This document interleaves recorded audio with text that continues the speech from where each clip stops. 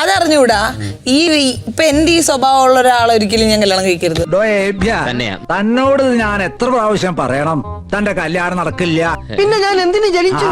അതെനിക്ക് ജന്മം തന്നവരോട് പോയി ചോദിക്കണം. ഈ സ്വഭാവമുള്ള ഒരാളെ ഒരിക്കലും ഞാൻ കല്യാണം കഴിക്കരുത്.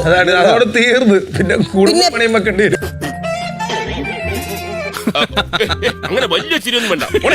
എന്റെ ഈ ഗുണം അണ്ടർസ്റ്റാൻഡ് ചെയ്യുന്ന എന്റെ ഒരു ഓപ്പോസിറ്റ് അട്രാക്ട്സ്. സാറിന്റെ സങ്കല്പങ്ങൾ ഓരോന്നോരോന്ന് പറഞ്ഞാട്ടെ ഞാൻ എഴുതിക്കോളാം. എഴുതിക്കോ.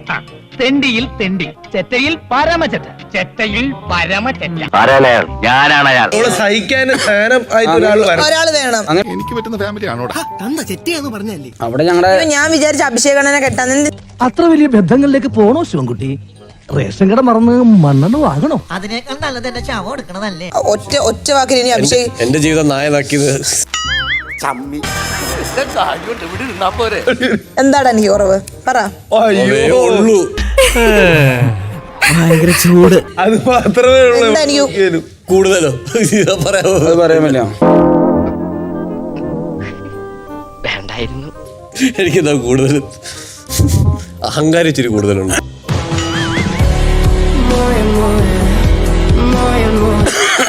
അസൂയക്കൊരു മരുന്നില്ല. അസൂയാണ്, മുഴുത്ത അസൂയ.